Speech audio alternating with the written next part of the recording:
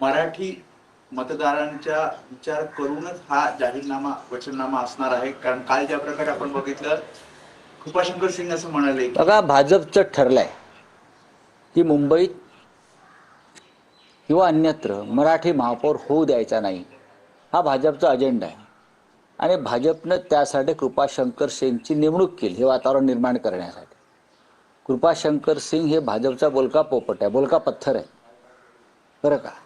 आणि भारतीय जनता पक्षाचे कारस्थान आहे. ते आधी वातावरण निर्मिती करतात, चाचपडून पाहतात. आणि त्यांना मुंबईमध्ये मराठी माणसाच्या डोक्यात दगड घालायचाच आहे.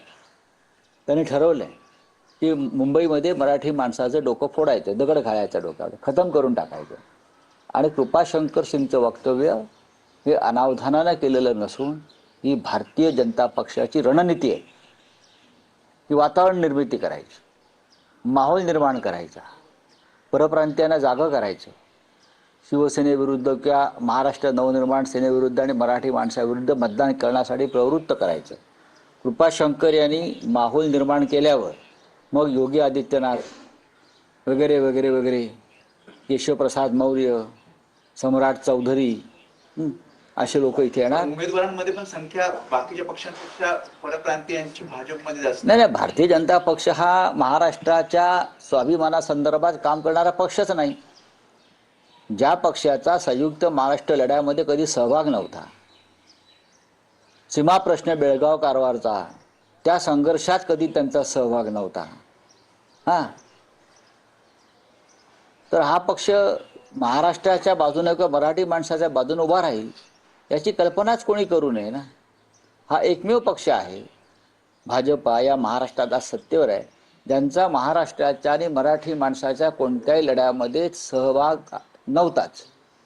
शिवसेना आहे, काँग्रेसचे नेते होते काही, त्यांनी राजीनामे, चिंतामणराव देशमुखांनी राजीनामा दिला आहे महाराष्ट्रासाठी.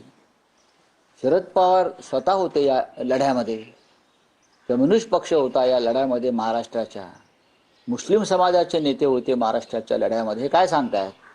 शाहीर अमर शेख, शाहीर अमर शेखांनी तर अख्खा महाराष्ट्र गाजून सोडला होता त्यावेळेला. असे असंख्य लोक होते. भारतीय जनता पक्ष कुठेच नव्हतं. त्याच्यामुळे त्यांना कृपाशंकर सिंगच्या माध्यमातून मुंबईत मराठी महापौर कसा होणार नाही यासाठी त्यांची कारस्थानं सुरू झालेली आहेत.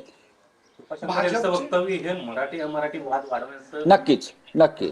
मराठी माणसाच्या तोंडावर पिचकारी मारण्याचं पान खाऊन हे भाजपने केलेलं कालचं कृत्य आहे.